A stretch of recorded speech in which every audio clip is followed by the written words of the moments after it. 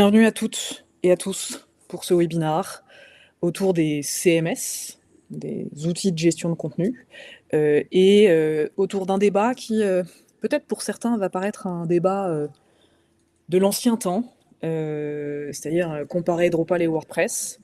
Mais aujourd'hui, malgré tout, je pense que la question mérite d'être posée encore aujourd'hui entre Drupal ou WordPress, si votre cœur balance, lequel choisir? Entre WordPress qui est, de ce que on dit communément, le champion de la simplicité, de l'adoption massive, et Drupal qui serait celui le plus capable de gérer des architectures complexes et des cas d'usage puissants. Et j'ai le plaisir aujourd'hui d'être avec Julien et Pierre. Je vous laisse vous présenter très brièvement Julien et Pierre. Mais bonjour, Julien Picoulot, lead développeur WordPress chez Adimeo. Ça va faire un peu plus de 10 ans que je fais du WordPress maintenant pour des sites, ça va du mairie au site plus professionnel avec des demandes beaucoup plus précises de contribution. Voilà. Et bonjour à tous, Pierre Valdura, donc moi je suis lead développeur Drupal. De la même manière, ça fait un peu plus de 10 ans que je travaille donc avec la solution Drupal. Pour les plus anciens d'entre nous, j'ai commencé avec Drupal 7 et donc les versions 8, 9, 10, 11 qui ont suivi. De la même manière, au niveau des sites, ça peut aller du petit site très simple jusqu'au site plus complexe pour des métropoles ou avec une grosse base de données utilisateurs. Je vais très brièvement, pour ceux qui ne connaissent pas, dire qui est Adimeo. Adimeo, c'est une agence, un groupe de transformation digitale qui accompagne ses clients pour faire du digital un levier de performance et de croissance.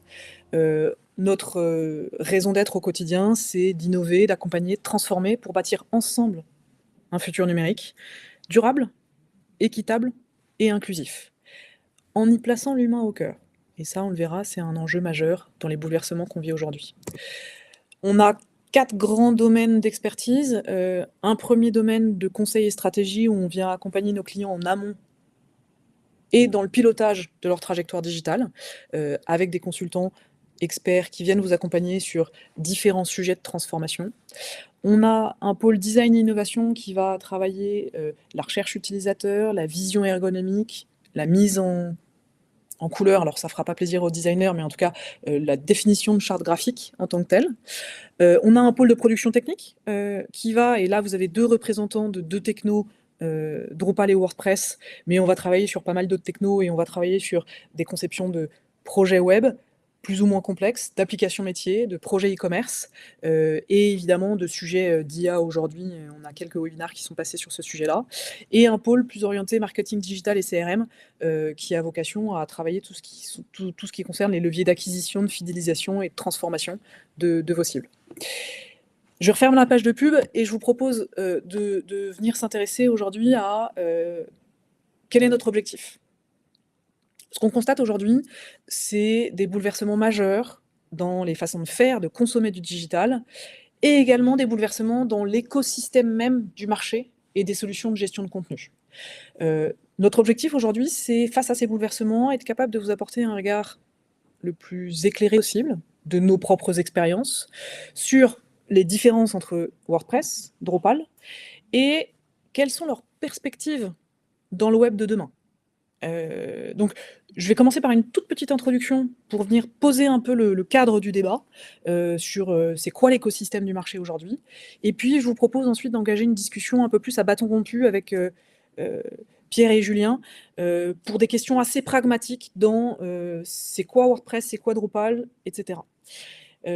Pour commencer, je voulais poser un tout petit peu le cadre qui est que aujourd'hui sur le web, en termes de chiffres, c'est des estimations, hein, on a plus de 200 millions de sites web actifs. Et ce qui est intéressant, c'est que on est sur 70% de ces sites web qui utilisent un CMS, un système de gestion de contenu. Donc il y a 30% qui soit sont techno inconnus, soit utilisent d'autres choses. Le deuxième élément qui est important aussi à avoir en ligne de compte, c'est quelles sont les parts de marché des outils de gestion de contenu. Aujourd'hui, très clairement, WordPress domine l'univers de la gestion de contenu, avec plus de 60% de parts de marché. Et donc, c'est une avance considérable, très nette. Et cette hégémonie-là, elle est durable. Depuis très longtemps, WordPress, depuis que WordPress existe, 2003 quasiment, même si on a évidemment eu une croissance, on est sur une domination durable de WordPress dans l'écosystème. Et Julien nous en reparlera très certainement. L'une des raisons, c'est parce que WordPress a réussi à constituer un écosystème de modules, de plugins, d'intégrateurs, etc., extrêmement vaste, et a réussi à répondre aux attentes de simplicité et d'efficacité. Et dans ce contexte-là, on pourra en reparler un tout petit peu aussi, les outils de ce qu'on appelle de site builder, c'est-à-dire tels que Elementor, s'il y a des gens qui connaissent ce sujet-là, Julien y reviendra peut-être un petit peu, jouent un rôle central parce que ça vient faciliter la prise en main, l'utilisation de l'outil, et donc sa simplicité est une raison de sa popularité. Un point important pour moi qui me paraît essentiel de souligner, c'est que certes, si WordPress et des solutions faciles dominent en termes de part de marché, il faut bien se dire que cette part de marché est significativement différente selon la taille et la complexité du site. Là, le diagramme que je vous présente, c'est plus les technologies sont situées en bas à droite, plus elles sont utilisées par un grand nombre de sites, mais surtout par des sites ayant un trafic plutôt faible. Et plus une technologie est située en haut à gauche, plus elle est utilisée par moins de sites, mais par des sites à fort trafic. Donc là, c'est aussi l'une des raisons pour lesquelles aujourd'hui on vient comparer Drupal et WordPress, c'est que vous voyez, certes, WordPress est incontestable en termes de part de marché, mais on va avoir en haut Drupal qui est très présent sur les sites à fort trafic. Alors, bien évidemment, vous avez une solution comme Adobe, qui est une solution propriétaire. Là, on vient vraiment comparer des solutions open source. Et cette variabilité-là, elle est très intéressante si on compare spécifiquement Drupal et WordPress dans l'usage sur les top sites. C'est-à-dire qu'on voit que plus un site est important en termes de volume de trafic, et donc on peut induire en termes de complexité de fonctionnement, plus la part de Drupal progresse. Et inversement pour WordPress. Et enfin, le dernier sujet que je voulais vous donner à voir dans cette analyse de part de marché, c'est l'évolution du marché assez forte depuis quelques années. Alors qu'on avait une domination sans équivalence qui était relativement stable jusqu'en 2018 et quelques. Il y a deux phénomènes qui se produisent. Il y a une perte très significative des parts de marché depuis plus de 10 ans par deux acteurs open source historiques, Drupal et Joomla. Ce qui est intéressant de voir, c'est que ces deux CMS, aujourd'hui, en 2014, ils détenaient plus de 15% de parts de marché. Et aujourd'hui, ce chiffre est tombé à 3%. Ce qui est une perte significative. On verra que les réponses de pourquoi Drupal et Joomla ont perdu en part de marché ne sont pas les mêmes. Et puis, un deuxième élément qui est extrêmement important aussi, c'est la montée en puissance de concurrents type no-code, low-code, comme Wix, Squarespace, Shopify, qui viennent grignoter un peu l'hégémonie de WordPress. Ça s'explique surtout par le fait que les solutions no-code, les solutions headless, on va en parler, les builders SaaS, désolé pour ces acronymes, on y reviendra un tout petit peu en Suisse, mais ces outils-là viennent bouleverser les usages et les attentes des entreprises, avec un besoin croissant de facilité, d'efficacité et de simplicité. Et puis, évidemment, aujourd'hui, le sujet qui est que l'arrivée de l'IA générative, avec des besoins de contenu structuré, accessible, avec des besoins de pouvoir prompter des réalisations de sites, vient redéfinir la façon dont on conçoit un gestionnaire de contenu en 2025. Dans ce contexte, je vous ai dressé très rapidement un bref panorama. Les questions qu'on peut se poser, c'est est-ce que WordPress et Drupal aujourd'hui peuvent rester pertinents face à ces bouleversements, à ces nouvelles architectures? Est-ce que WordPress et Drupal sont prêts à dialoguer avec les moteurs d'IA, les LLM, répondre aux enjeux de performance, d'accessibilité et d'édition d'aujourd'hui? Et puis, la question qu'on se pose tous les jours, c'est comment bien choisir aujourd'hui? C'est pas comment choisir la meilleure solution, mais c'est comment choisir la bonne solution qui répond à vos besoins, à votre contexte, à vos ambitions. Voilà pour ce bref panorama. Et je vous propose de rentrer directement dans le vif du sujet avec une première question pour Julien et Pierre sur est-ce que vous pouvez nous donner un bref aperçu, Julien, Pierre, de c'est quoi les avantages de WordPress? C'est quoi les avantages de Drupal? C'est quoi les éléments discriminants sur lesquels vraiment on a des points de différence? Et je propose de laisser la parole à Julien en première intention pour nous répondre sur cette question. Déjà, je pense que le premier avantage de WordPress, qui fait aussi une de ses grandes faiblesses, c'est sa philosophie qu'il respecte depuis le début de la production du CMS. C'est prendre des décisions et ne pas laisser d'options. C'est inscrit dans les pages de la philosophie sur le site de WordPress. C'est vraiment au cœur de tout leur développement. WordPress prend des décisions à notre place, met en place une solution complète et derrière permet l'intégration facilitée mais sous contrainte. Voilà, des adaptations qu'on va faire pour des demandes précises pour des clients. Et ça demande de suivre la logique de WordPress et non pas forcément celle de PHP par exemple.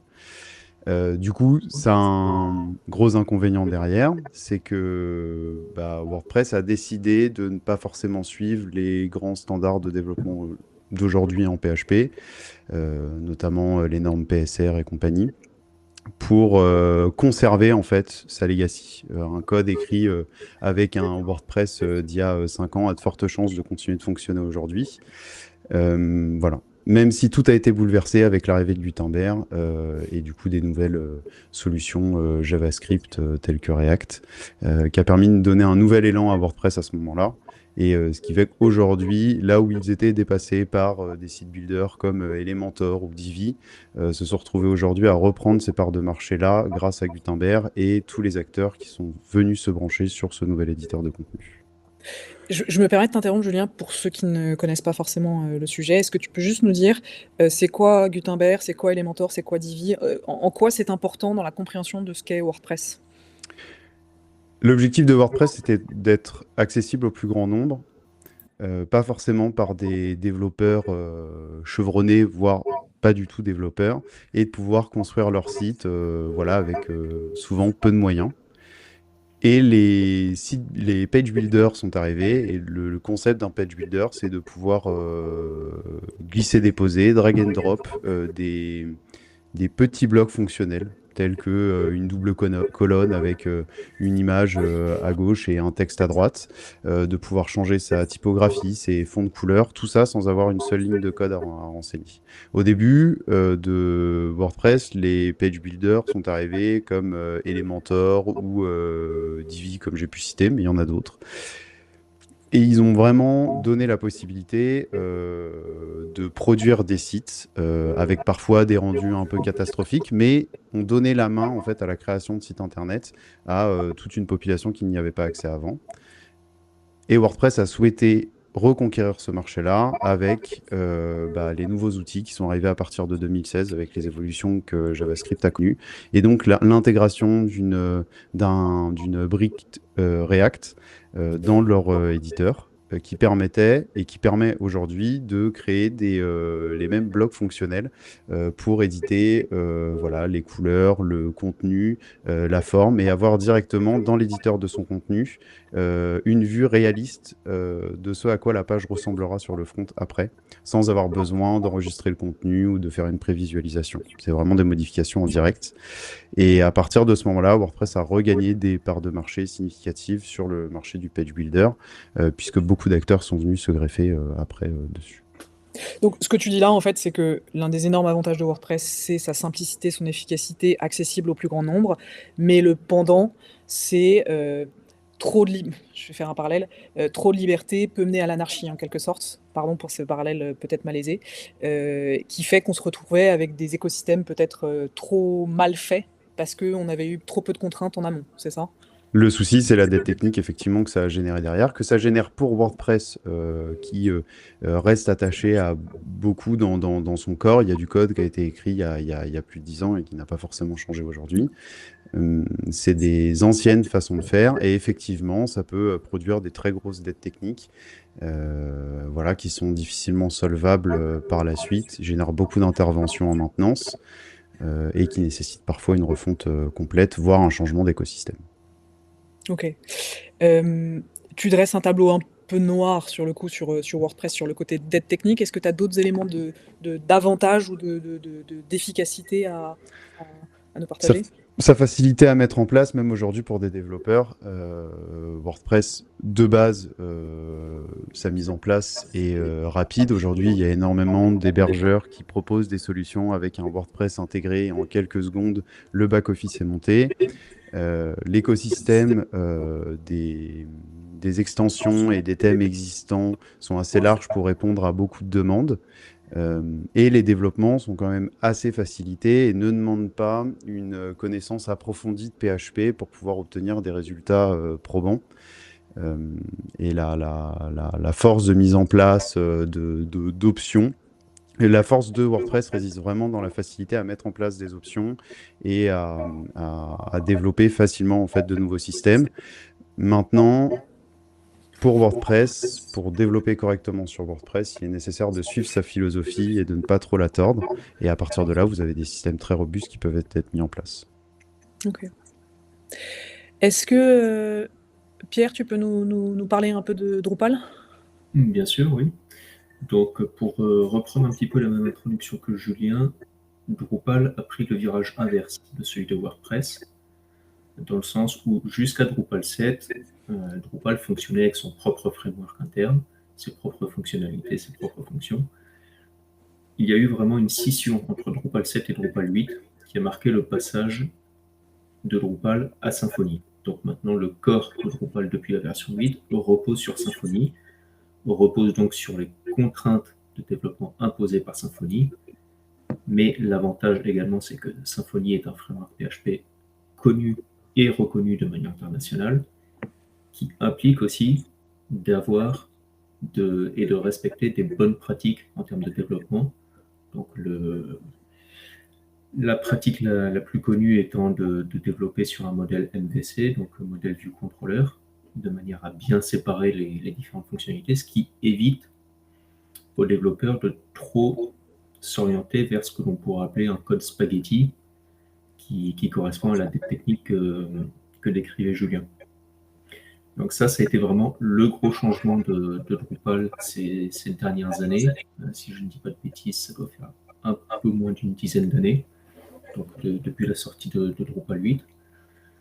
Donc ça, c'est vraiment la force principale de Drupal. Ensuite, l'avantage, c'est que Drupal est embarqué avec énormément de fonctionnalités de base.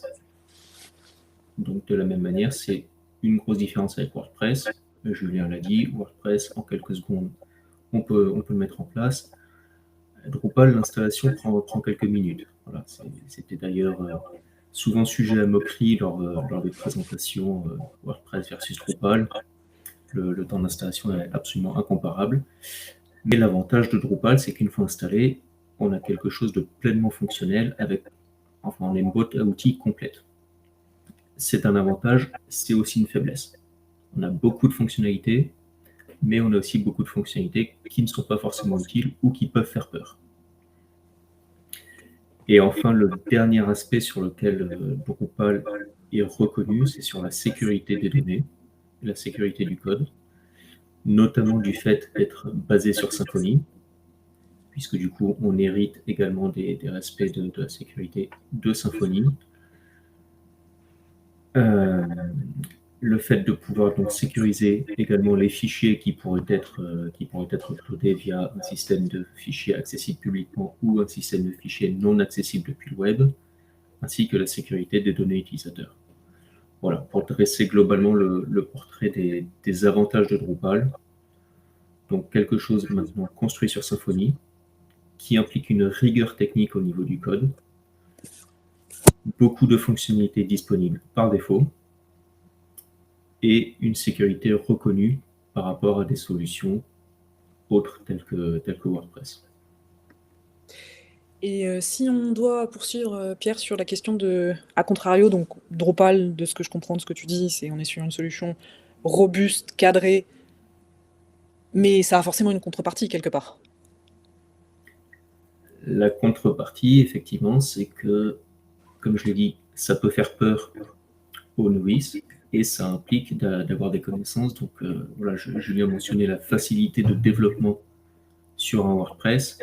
Il est clair qu'en Drupal, on a une courbe de progression qui est beaucoup plus lente du fait de devoir respecter ces standards, du fait de devoir respecter cette rigueur technique en termes de développement.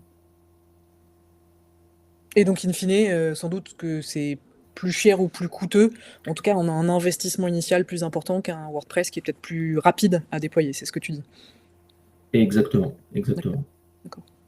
OK.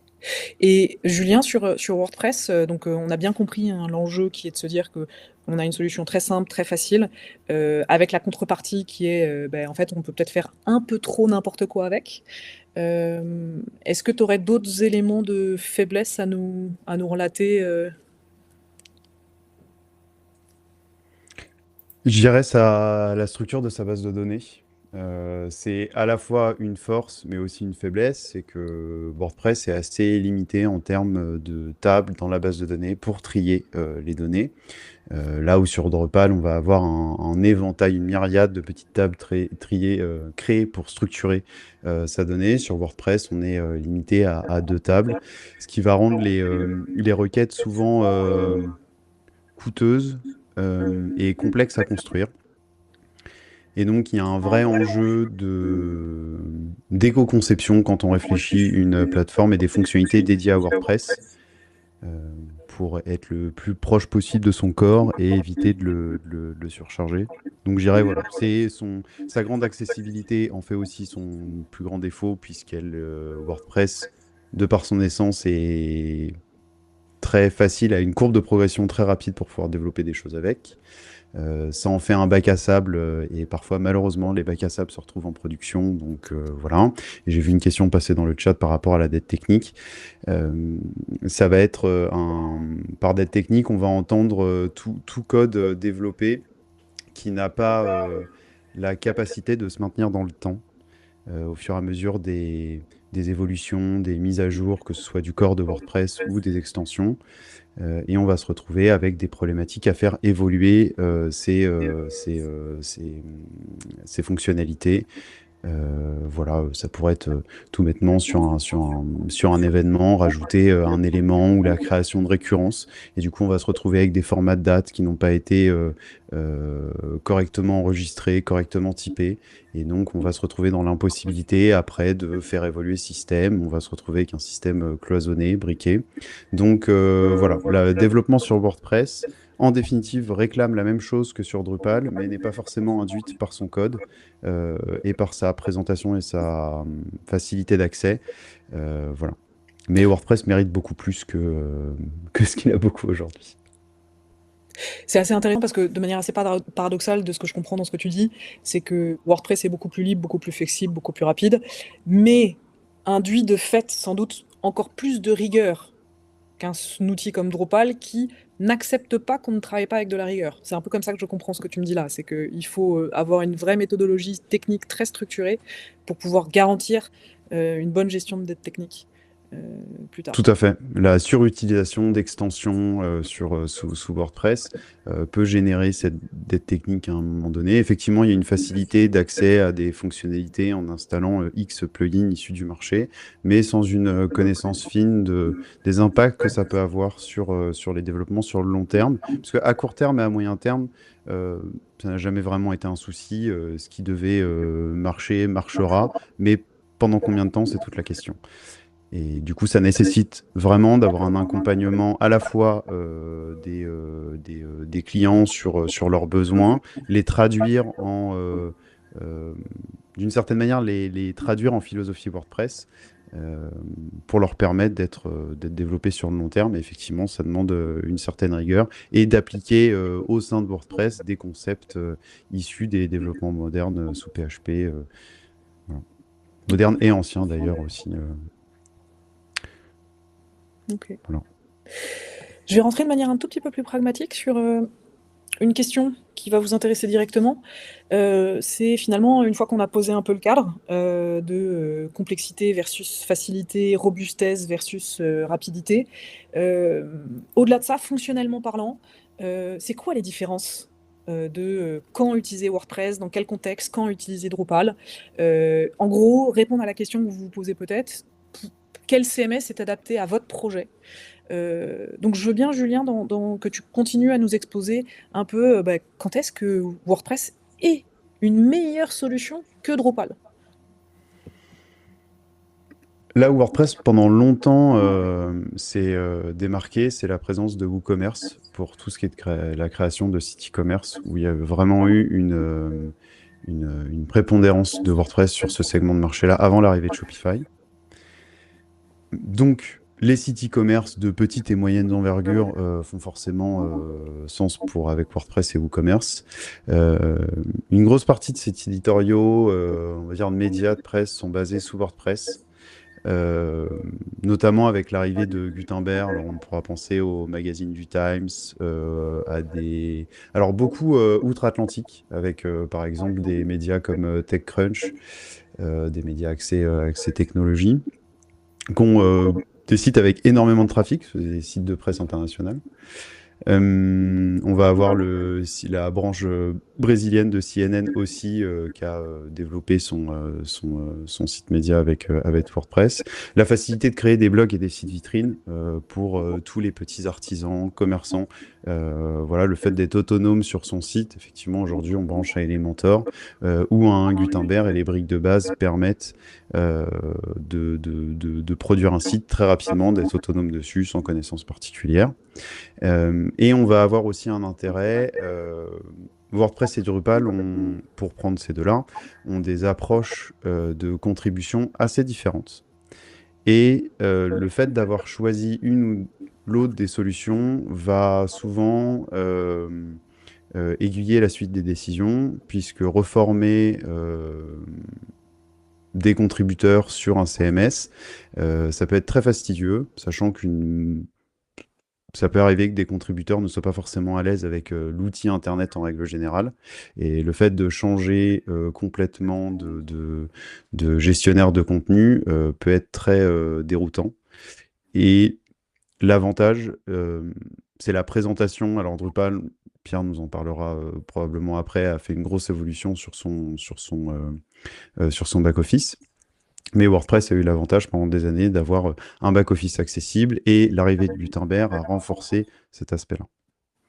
Donc voilà, et on va avoir... voilà, je pense que j'ai fait le tour. Et Pierre, est-ce que tu peux nous donner quelques réponses pour c'est quoi les meilleurs contextes d'usage pour Drupal? Alors j'aurais envie de dire que tous les contextes peuvent être bons, du site le plus simple au site le plus complexe, même si là où Drupal va exceller, donc tu le rappelais par exemple sur les slides de l'introduction, Drupal sera bon sur les sites à fort trafic. Donc les sites qui gèrent un large volume de données sur tout ce qui est site éditorial. Donc voilà, je viens de donner des exemples de sites médias. On retrouve aussi des sites médias qui sont faits en Drupal, donc avec publication régulière de beaucoup de contenus éditoriaux. Sur les sites également qui doivent gérer une large base de données utilisateurs ou avec des règles d'accès complexes.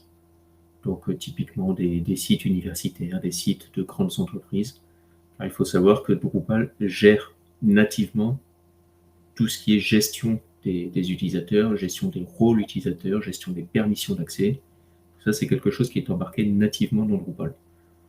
Donc c'est pour ça que c'est souvent une solution qui est préférée à WordPress à partir du moment où on doit gérer une grosse base de données utilisateurs.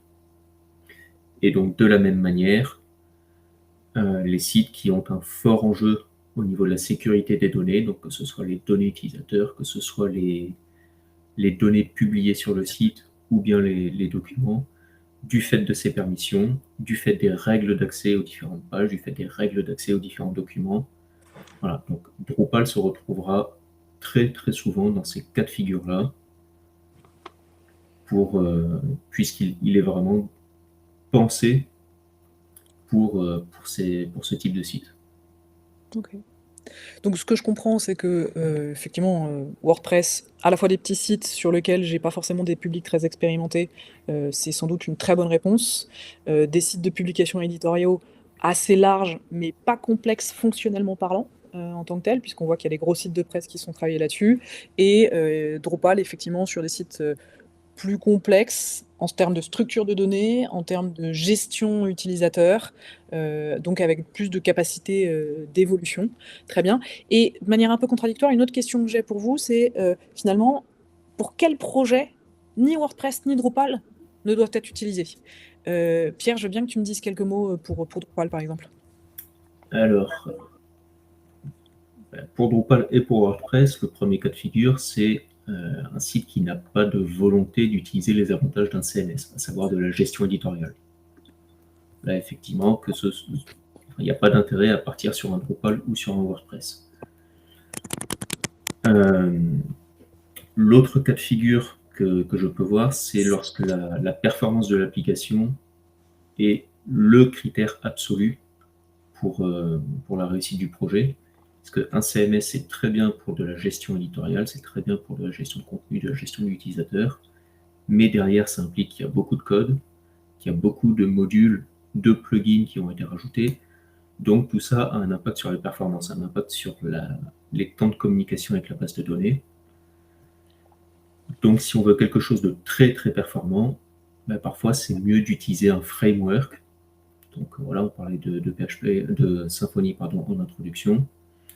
L'avantage du framework, c'est qu'il n'y a pas de surcouche au niveau de l'interface, donc on peut aller vraiment taper directement dans la base de données, ce sera beaucoup plus rapide.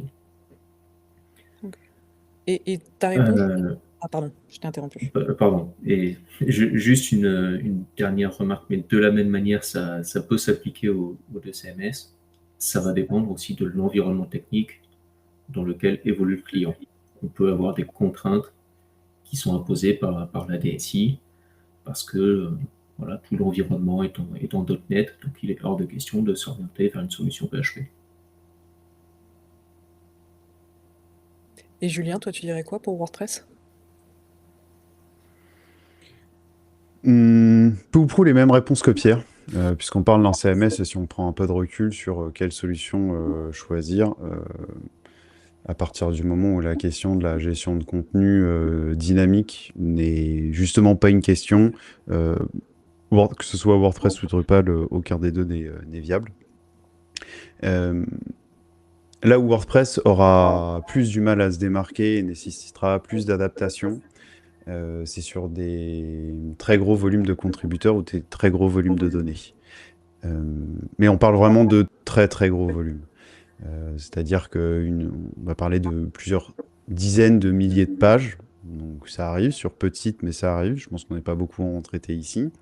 Mais WordPress commencera à montrer des signes de faiblesse, nécessitera des mises en place de caches ingénieuses. J'ai parlé d'organes de presse tout à l'heure. À mon sens, les choix qui ont été faits de partir sur WordPress sont des choix assez vieux et ont été conservés, peut-être pour des raisons de relations privilégiées avec WordPress, justement. Voilà. Donc, il y a des sacrifices à faire à partir sur WordPress quand on a des très gros volumes de données à gérer ou des très gros volumes un très gros trafic. Là aussi, ça nécessitera de déporter une partie de la logique sur des caches, de créer des tables dans la base de données dédiées à des usages particuliers. Donc, ça demandera peut-être une suringénierie sur WordPress. Ça reste possible, mais on s'éloigne un petit peu de son cœur et voilà, du fait qu'il octroie de l'accessibilité et de la facilité d'utilisation. Et forcément, ça a une contrepartie sur les grosses montées en charge. Alors tu me fais une transition parfaite avec la question suivante, qui est quelles sont les réponses de WordPress et Drupal dans les nouveaux enjeux du web? Et évidemment, le sujet de volumétrie est majeur quand on voit les transformations qui sont à l'œuvre aujourd'hui, puisque effectivement, c'est plus seulement des sites vitrines qu'on conçoit, mais des plateformes vivantes, évolutives, interconnectées les unes aux autres. Et aujourd'hui, il y a pas mal de changements qui sont à l'œuvre. Alors évidemment, l'arrivée de l'intelligence artificielle générative, ça on va en reparler, mais aussi, notamment pour répondre à ces enjeux de performance très certainement, l'essor des architectures qu'on dit headless et API first, dont l'enjeu est effectivement peut-être de répondre à ces enjeux de diffusion multicanale, de diffusion massive, avec ces enjeux croissants de performance, d'accessibilité et de sécurité. Et puis également le fait que de plus en plus, on l'a vu dans la bref panorama du marché que j'ai fait en introduction, de l'adoption massive de solutions dites SaaS, no code, des builders. Et effectivement, la question c'est, face à cette complexité, cette diversité, ce développement de marché, comment WordPress et Drupal peuvent-ils encore répondre à ces attentes? Et je vous posais une première question, c'est la question de la performance, donc que tu adressais juste avant, Julien. La performance aujourd'hui, c'est plus qu'un sujet technique qui est pour le développeur back-office. C'est au cœur de l'expérience utilisateur. On sait qu'un site qui est performant maximise le référencement naturel, l'acquisition, la conversion. Il y a des stats, hein, mais par exemple, on dit qu'une seconde de chargement supplémentaire peut faire perdre jusqu'à 7% de conversion, donc avec un impact direct sur le chiffre d'affaires. Et on sait que la part de navigation sur mobile, avec donc des capacités de réseau différentes, est croissante. Est-ce que vous pouvez nous dire comment WordPress et Drupal se positionnent sur les enjeux de performance? Comment est-ce qu'ils intègrent les bonnes pratiques? Quelles sont les optimisations qui sont proposées? Et Pierre, je te laisserai répondre en premier à cette question-là. Oui. Alors, au niveau des performances, donc je le rappelle une fois encore, mais Drupal est maintenant construit sur Symfony. Les versions du corps de Drupal suivent les évolutions de Symfony. Donc, pour les versions 10 et 11, on est sur du Symfony 6. Donc, de la même manière, ça implique que toutes les évolutions transmises par Symfony sont répercutées dans Drupal. Donc, les évolutions de performance sont répercutées dans Drupal. Je pense par exemple à la compilation just-in-time des templates, ce qui permet de ne pas avoir en fait de pré-process des templates avant leur affichage. Ce qui est embarqué également de manière native dans Drupal désormais, qui faisait l'objet jusque-là d'un module de la communauté, c'est la minification et la compression de ce qu'on appelle les assets, donc tout ce qui est code CSS pour la mise en page, tout ce qui est code JavaScript pour l'interaction avec le site sans rechargement. Donc tout ça vise à réduire au maximum le poids de ces fichiers, de ces données, pour d'une part réduire le nombre de requêtes et réduire le poids des requêtes. Donc moins de requêtes et des requêtes plus légères égale une meilleure performance, un meilleur temps de réponse. On a également donc des modules de cache dans Drupal qui sont natifs. Et si cela ne suffit pas, on peut facilement venir plugger des modules de cache externes, donc avec des solutions vraiment performantes, type Memcache ou Varnish par exemple, toujours dans le but d'améliorer le temps de réponse. Voilà, sinon on peut également sur tout ce qui est outils de recherche venir se plugger très facilement sur des solutions externes, donc de l'Elasticsearch, du Solr, qui sont des solutions qui sont vraiment pensées pour les recherches, de manière à éviter de devoir faire appel à la base de données de Drupal pour avoir toujours des réponses plus rapides. Donc voilà, il y a vraiment une réflexion au niveau de la modularité du corps de Drupal pour pouvoir soit être efficace nativement, soit permettre facilement l'intégration de solutions réellement performantes qui apporteront vraiment un plus aux performances de la solution finale. Ok. Et toi, Julien, sur WordPress, c'est quoi les réponses? Les réponses, elles arrivent au fil des mises à jour du corps de WordPress, où il y a un effort assez soutenu de la part de la communauté et des internes pour améliorer les performances, notamment du système de requête, la fameuse WP Query, et sa mise en cache derrière, pour éviter de rejouer les appels à la base de données à chaque fois qu'on appelle du contenu. Gutenberg aussi a permis de libérer la base de données en limitant l'insertion de données structurées dans une seule table, ce qui pouvait générer énormément d'entrées et une table assez volumineuse dans la base de données, notamment avec une utilisation non contrôlée des révisions. Donc les révisions, c'est cet historique de chaque modification des publications qui est enregistrée et qui peut être limité en nombre, pas en temps, mais en nombre. Et voilà. Et de base, cette limitation n'est pas active. Donc voilà, la première optimisation à faire, c'est de limiter la création de ces révisions-là. Et ensuite, il y a des acteurs comme WP Rocket, par exemple, qui ont facilité l'accès à la mise en cache, à la mise en place de systèmes de cache sous WordPress. Et on va avoir aussi d'autres solutions, alors qui ne sont pas forcément inhérentes à WordPress même, mais qui sont ajoutables à son cœur. Nous, par exemple, chez Adimeo, on a fait on a pris le parti de partir sur Twig pour le moteur HTML. Twig, c'est une création, tu me dis si je me plante Pierre, mais de Symfony.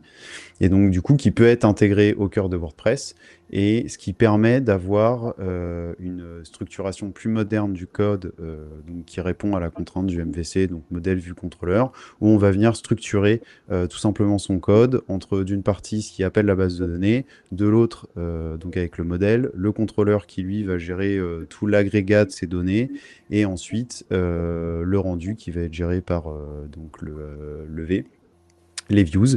Et donc du coup là c'est Twig qui va être utilisé, puisqu'à une époque dans WordPress on avait tendance à cette mauvaise pratique de mélanger à l'intérieur des fichiers PHP l'intégralité du code HTML, JS et CSS. Donc voilà, donc ça c'est des outils qui sont pas intégrés au corps de WordPress, mais permettent d'améliorer ses performances. Et puis après, de façon assez commune au reste des sites web, la possibilité de minifier le code. Donc ça, c'est avec l'ajout de briques qui ne sont pas amenées avec le corps de WordPress, mais qui sont disponibles. WP Rocket, le plugin permet lui aussi une minification complète des assets. Donc ça reste une extension supplémentaire à ajouter, mais elle existe, puisque WordPress se repose beaucoup sur la communauté pour apporter des réponses aussi. Et puis à la fin, il y a la possibilité aussi de se brancher sur des moteurs de recherche type Elasticsearch, Solar ou plus récemment OpenSearch. Voilà. C'est assez intéressant. Si je fais juste une synthèse entre les deux, c'est de se dire que finalement Drupal, dans sa structuration même, apporte une rigueur et une performance un peu plus native, et qu'encore une fois, côté WordPress, ça va peut-être plus dépendre des choix d'architecture et des choix de modules qui vont déterminer un peu plus la capacité de performance. En tout cas, c'est ce que je comprends dans ce que vous me dites tous les deux. Je vois que le temps file. Il y avait 2 questions importantes pour moi également. C'est quelles étaient les réponses de Drupal et de WordPress aux enjeux d'accessibilité, et quelles sont les réponses de WordPress et Drupal aux enjeux d'éco-conception. Je vous propose si vous le voulez bien, Pierre et Julien, de répondre à ces 2 questions simultanément, parce qu'elles sont un peu liées, ou en tout cas les réponses de ce que je pressens sont un peu liées. Et en préambule, juste 2 choses. L'accessibilité, c'est aujourd'hui une obligation, un enjeu et une opportunité.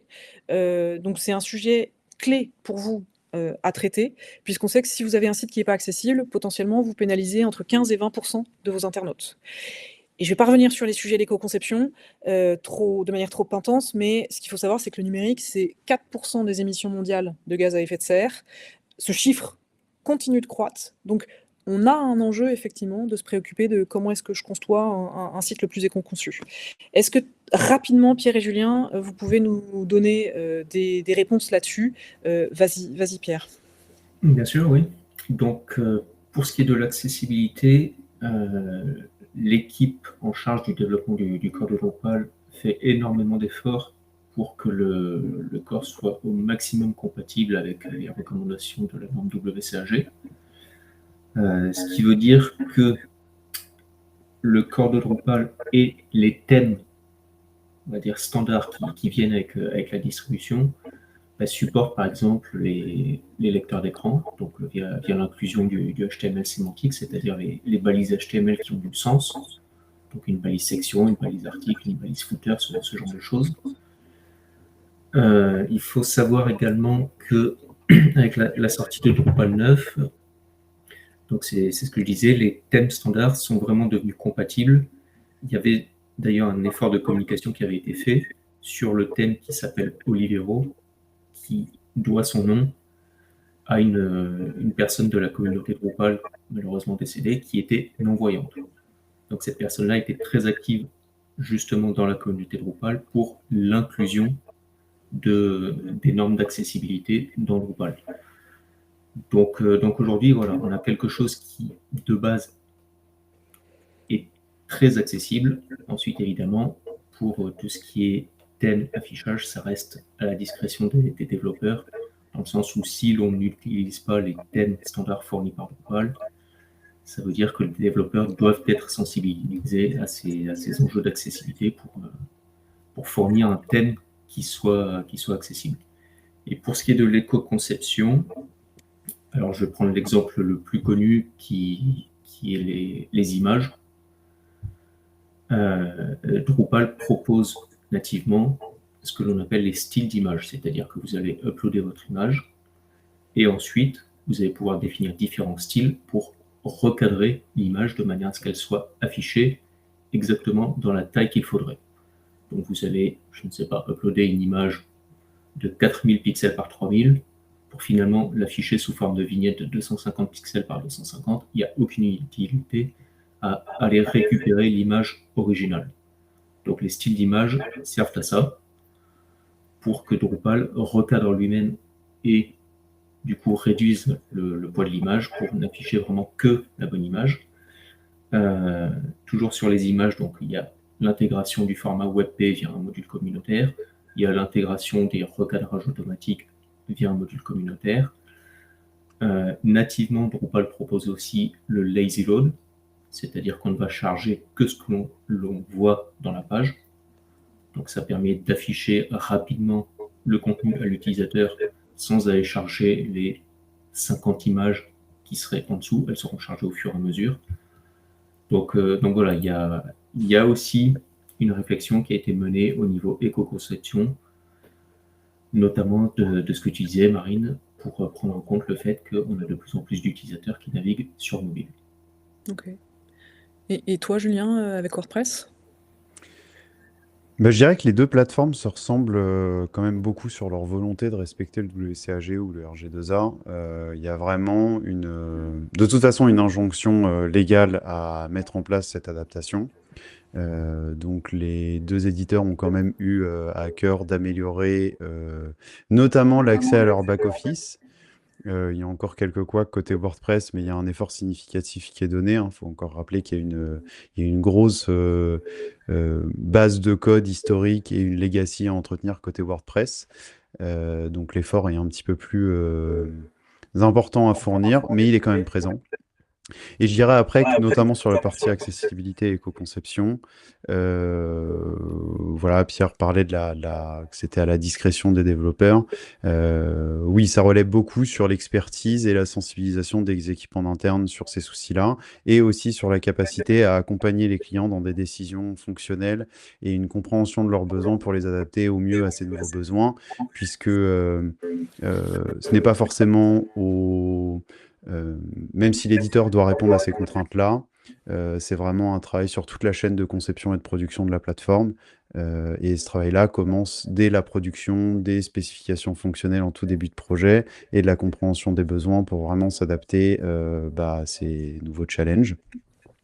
Et voilà, et je dirais que pour l'éco-conception, ben, c'est pareil. Après, côté WordPress, la mise en place du lazy loading, la prise en charge du WebP, le crop des images automatisées avec le système de vignettage de WordPress. Donc, il prend un peu de place côté base de données. Mais voilà, et puis des systèmes d'optimisation d'images aussi, puisque c'est quand même aujourd'hui beaucoup le nerf de la guerre sur la partie éco-conception, c'est l'optimisation des images et le fait que encore malheureusement trop souvent des images bien trop grandes par rapport à leurs containers sont affichées sur nos pages et du coup produisent des chargements bien longs et inutiles. Ok. Ok, merci pour cette réponse. Donc, des réponses à peu près équivalentes et évidemment, l'enjeu qui est la partie immergée de l'iceberg, c'est la qualité propre du développement qu'on propose. Je change un tout petit peu de registre et je vais vous poser aussi une autre question qui est importante parce que on a vu dans le panorama de l'écosystème qu'on a de plus en plus de solutions dites headless qui viennent grignoter des parts de marché. Petit préambule, headless, ça veut dire quoi? Ça veut dire que c'est des architectures techniques qui sont un peu plus découplées, plus flexibles, où on considère que les contenus doivent pouvoir être diffusés partout et pas seulement dans une page web unique. Donc en fait, les projets headless, c'est de se dire que ce sont des projets sur lesquels on est souvent multicanal, et sur lequel on va peut-être travailler un peu plus les enjeux de performance et d'expérience utilisateur, avec justement un découplage des fonctions plus important. Petite question rapide, est-ce qu'on peut faire du headless avec Drupal ou WordPress, Julien? Avec WordPress, Julien? Oui, surtout depuis la mise en place de Gutenberg, vu que c'est une grosse stack JS qui a été rajoutée dans le core, il a été nécessaire pour WordPress de renforcer son API. Et maintenant, de façon native, au choix, une grande partie des types de contenus produits peuvent être disponibles sur l'API core de WordPress avec toutes les informations de cette publication-là. La liste, alors parfois plus sensible, mais des utilisateurs qui permettraient de se connecter à un système d'authentification déporté. Voilà. Donc, de base, WordPress fonctionne en headless via son API.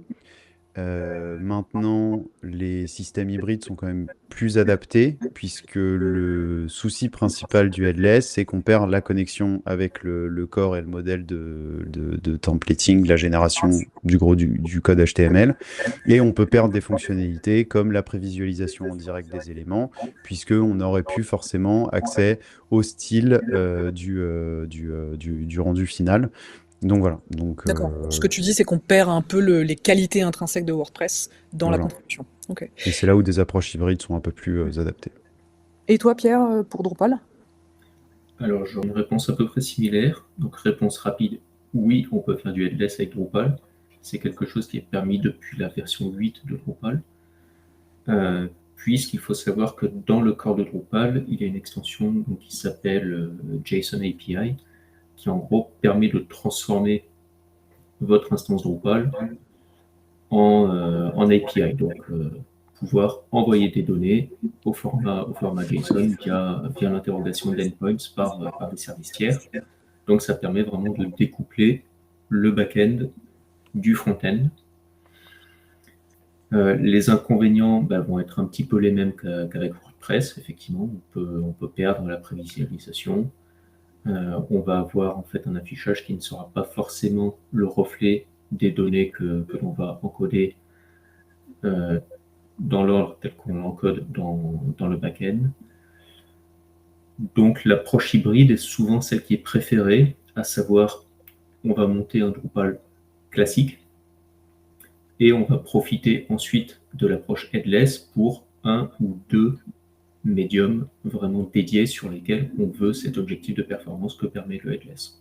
Ok, très bien. Une question un tout petit peu de prospective, et puis ça sera peut-être la dernière question que je poserai parce que je voudrais qu'on prenne un tout petit peu de temps pour les questions-réponses. C'est comment Drupal et WordPress abordent les sujets d'IA, sachant que les sujets d'intelligence artificielle générative pour le monde des CMS, il faut le considérer selon 3 grandes perspectives. 1, le fait de pouvoir rendre lisibles les contenus produits pour les moteurs d'IA générative, ChatGPT et consorts, les rendre lisibles pour des crawls de LLM. 2, comment est-ce que je peux faciliter l'expérience de contribution côté back-office pour venir automatiser, industrialiser, accélérer le travail des administrateurs. Et 3, le sujet de comment est-ce que, pour mes utilisateurs finaux, je viens, avec des outils d'IA, améliorer l'expérience utilisateur. Donc est-ce que, Pierre, peut-être tu peux commencer à nous répondre sur, ce que fait Drupal sur ces sujets-là?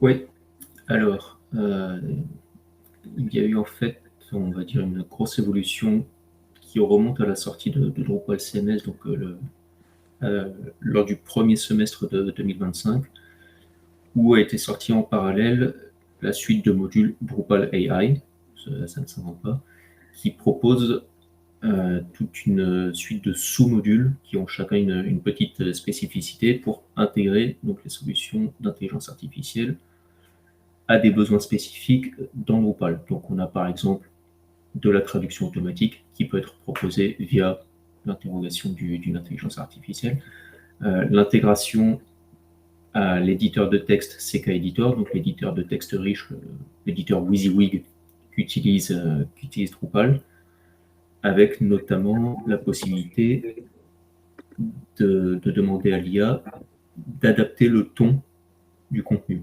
Par exemple, si on veut quelque chose d'assez formel, d'assez informel. Donc ça, c'est quelque chose qui est proposé.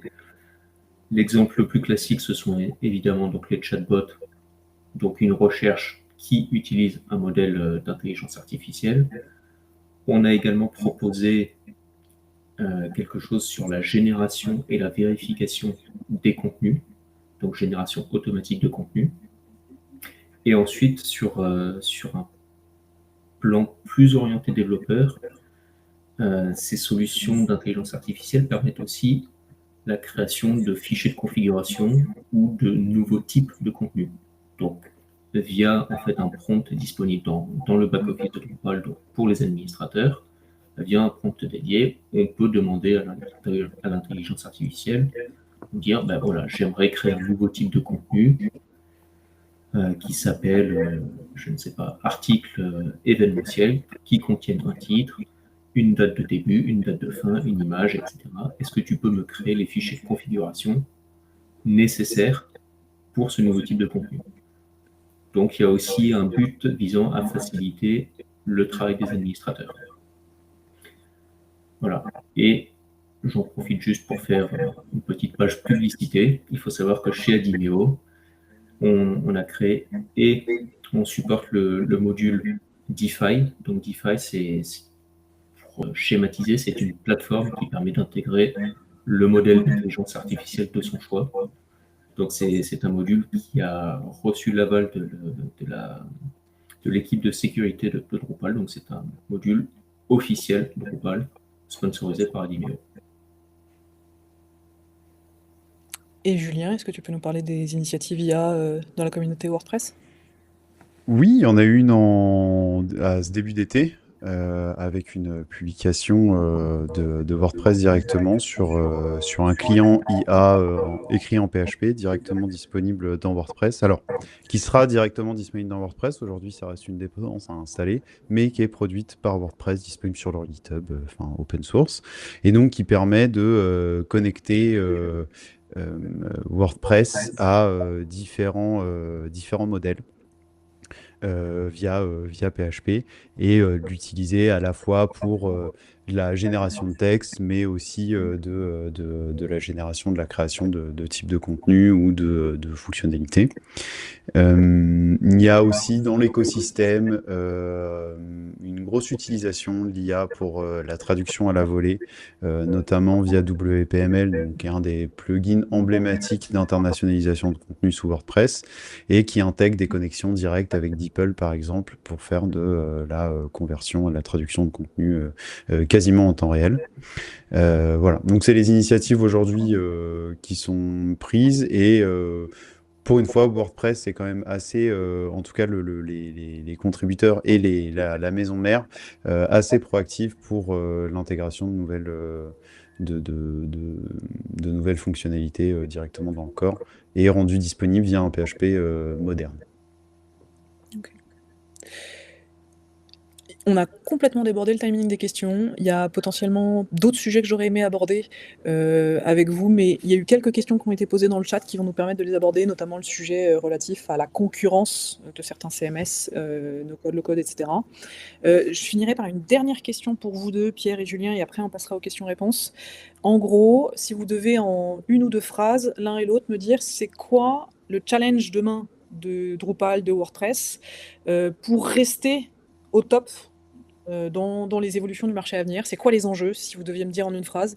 Vas-y Pierre, en quelques mots. Sur quoi Drupal doit vraiment garder son focus? Alors, je pense que le sujet sur lequel Drupal doit continuer à se focaliser, et ce sont les efforts qui ont été faits depuis quelques années, c'est vraiment l'accessibilité pour les utilisateurs, pour les éditeurs. C'est vraiment le point noir de Drupal. La contribution, tu veux dire, pas l'accessibilité au sens RGA. Oui, enfin, avoir un thème qui soit facilement utilisable par les administrateurs. Voilà, le problème de Drupal, généralement, c'est qu'on arrive dans le back-office, on fait « wow ». Donc ça, c'est quelque chose sur lequel il y a beaucoup d'efforts qui ont été faits. C'est quelque chose qui a encore été amélioré avec Drupal CMS, parce que clairement, le but affiché de Drupal CMS, c'est de venir jouer sur les plateformes de WordPress avec une solution simple à utiliser par les administrateurs. Donc voilà, pour moi, c'est vraiment le focus de Drupal pour les prochaines années. Okay. Et Julien, pour WordPress? Pour WordPress, ça va être de démocratiser son fameux FSE, le Full Site Editing, qui est sa nouvelle brique avec Gutenberg. Il y a eu Gutenberg d'abord et le FSE qui est venu ensuite. L'enjeu de WordPress, ça va être de rester accessible tout en donnant des possibilités aux développeurs, des possibilités poussées de customisation du back et d'accélérer encore plus sur sa mise en place. Aujourd'hui, Drupal s'est facilité sur la mise en place de son système et toutes les solutions low-code, no-code qui sont présentes viennent un peu lui jouer des coudes avec lui pour leur facilité de mise en place, forcément avec une solution SaaS difficile de faire plus efficace. Donc ça va vraiment être son enjeu de à la fois rester accessible en redonnant peut-être un petit coup de polish à son back-office via le travail qui a déjà été fait sur le FSE, mais à rendre plus général sur l'ensemble du BO. Et ensuite de conserver et d'améliorer les possibilités données aux développeurs de créer des fonctionnalités pour but d'être pérennes et puissent être évolutives sur toute leur durée. Un grand merci Julien et Pierre pour ces éclairages. Je vous propose de passer aux questions-réponses pour ceux qui veulent encore rester parmi nous, parce qu'il y en a pas mal. Je vais commencer par les questions de la fin, je me permets. Il y avait une petite question, Pierre, tu l'as mentionné, hein, de Drupal CMS, de qu'est-ce qu'on en pense? Est-ce qu'on a un peu de recul sur ce sujet-là? Qu'est-ce que tu peux nous en dire, Pierre? Oui, donc effectivement, ce que je disais, c'est que Drupal CMS va vraiment jouer sur le terrain de WordPress, dans le sens où il est beaucoup plus facile à installer, il est beaucoup plus simple à utiliser, parce qu'il y a un gros effort qui a été fait sur l'interface d'administration, et il est également plus simple, on va dire, à maintenir et pour intégrer de nouvelles fonctionnalités via l'intégration des recipes. Donc les recipes, il faut voir ça en fait comme une mini-distribution. Donc une distribution Drupal, en gros, c'est un Drupal qui est optimisé pour un besoin particulier. Par exemple, on peut avoir un Drupal orienté commerce, un Drupal orienté publication d'activités, ce genre de choses.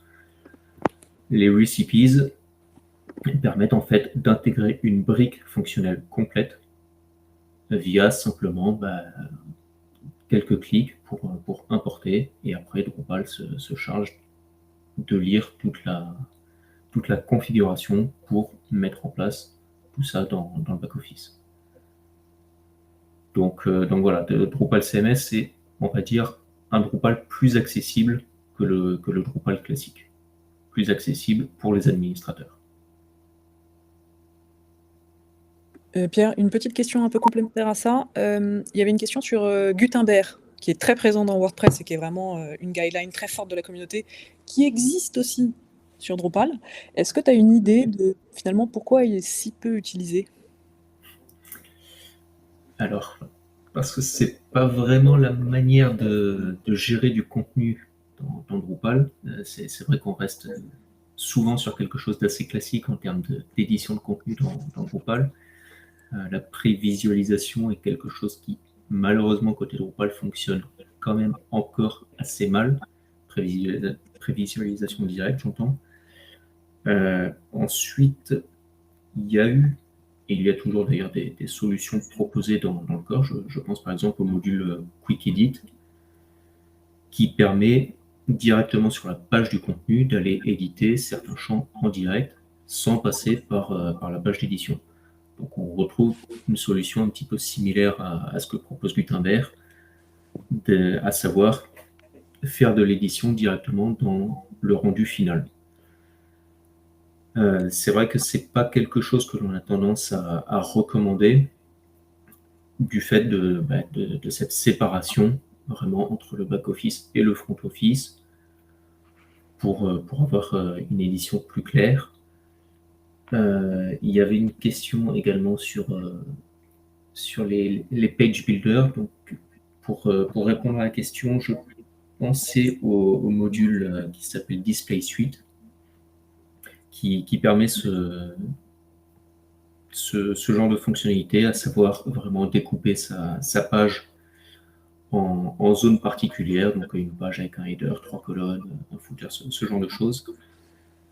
De la même manière, c'est pas quelque chose vers lequel nous nous orientons dans la solution, dans le sens où les templates trig permettent facilement de jouer sur l'affichage, de redéfinir, de remodeler le HTML et d'obtenir un résultat finalement qui sera plus proche du besoin final du client plutôt que de fournir quelque chose qui sera OK dans 80-90% des cas, mais qui ne fonctionnera pas pour les 10-20% restants parce qu'on a un besoin particulier, on veut pouvoir positionner une image vraiment dans ce cadre-là et pas que ça déborde et finalement on se retrouve à faire du custom. Donc on prend le parti pris de faire du custom directement pour répondre aux besoins directement. Ok, merci. Il y a une question qui est intéressante qui va déclencher beaucoup de questionnements, c'est est-ce que Drupal est plus sûr que WordPress? Et c'est une Oui, bonne non. question. Et vas-y Pierre, je suis intéressée d'avoir ta réponse, mais Julien aussi en aura une, je pense. On va dire que nativement, oui, parce que voilà, le corps de Drupal donc, intègre la gestion des utilisateurs, intègre les permissions, les droits d'accès sur les différentes routes. Donc si on reste uniquement sur le corps, on peut dire que oui. Après, étant donné que dans les faits, ça n'est jamais le cas, ça va dépendre de la rigueur des développeurs. Je pense qu'on peut avoir un Drupal très sûr, tout comme on peut avoir un WordPress très sûr. Et il y aura peut-être plus de travail côté WordPress que côté Drupal. Mais on peut, dans les deux cas, arriver à un très bon résultat. Tout comme dans les deux cas, on peut arriver à un très mauvais résultat si les développeurs ne respectent pas les règles éditées par les CMS. Julien, tu veux rajouter quelque chose? D'expérience personnelle, voilà, on fait beaucoup d'audits sur des sites qu'on récupère en maintenance ou qu'on a nous-mêmes développés. D'expérience, en règle générale, les scans qui sont faits sur des sites sont pas trop en faveur de WordPress. Maintenant, on se rend compte que c'est beaucoup des erreurs dans le développement. C'est des sites qui ont pu être développés à un moment donné, mais qui n'ont pas été correctement mis à jour, ou les notes des mises à jour n'ont pas été correctement lues ou comprises, et du coup, on se retrouve avec des petits trous dans la raquette. Par exemple, ça peut être l'API qui permet de lister les utilisateurs, qui est disponible publiquement. Ça peut être les médias d'un intranet fait sous WordPress qui sont là aussi rendus publics. Mais tous ces éléments-là sont plus du fait que WordPress voilà, relève beaucoup de son système de sécurité sur la rigueur des développeurs et sur leur connaissance du système. Au final, même réponse que celle de Pierre. Maintenant, les fuites et les hacks de WordPress sont plus dus à des failles et des retards dans les mises à jour des extensions qui sont utilisées, ou voire même du corps de WordPress, voire même de PHP, hein, puisque WordPress est encore compatible avec PHP 7.4, qui est censé être, euh, qui n'est plus censé être utilisé aujourd'hui. Donc forcément, ça génère des failles critiques, euh, plus dues à comment est utilisé WordPress que WordPress lui-même. Même si, dans les faits, forcément, être basé sur un Symfony rend son système beaucoup plus robuste. Maintenant, ça dépend comment on l'utilise. Ok. Il y a une question qui était intéressante qu'on n'a pas abordée, qu'on n'a pas eu le temps, mais qui faisait partie des questions que je voulais vous poser. C'est Drupal et WordPress versus la mode des outils no-code, low-code. Il y a quelqu'un qui disait dans les questions, pouvez-vous toucher un mot de la mode Webflow? Ça serait quoi pour vous la réponse, ou en tout cas en quoi WordPress et Drupal sont différents par rapport à ces solutions-là? Vas-y, Julien, je te laisse continuer peut-être. Je dirais que l'avantage principal qu'on voit aujourd'hui dans les solutions no-code ou low-code, c'est l'autonomie encore plus renforcée. C'était déjà un des avantages de WordPress à l'époque. Maintenant, cet avantage, il est transféré vers d'autres acteurs. Mais on a aussi vu ce que ça pouvait donner après, dans mon cas, un peu plus de 10 ans d'expérience sur ce à quoi des WordPress peuvent ressembler 5-6 ans plus tard.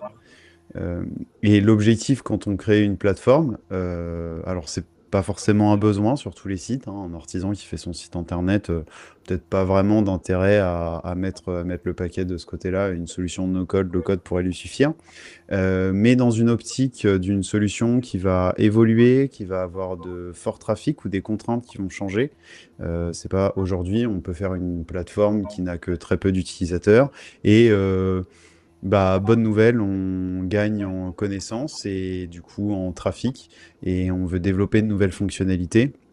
Là, on risque d'être bridé par des solutions low-code ou no-code qui ne sont pas adaptées au mot vulgaire qu'est la scalability.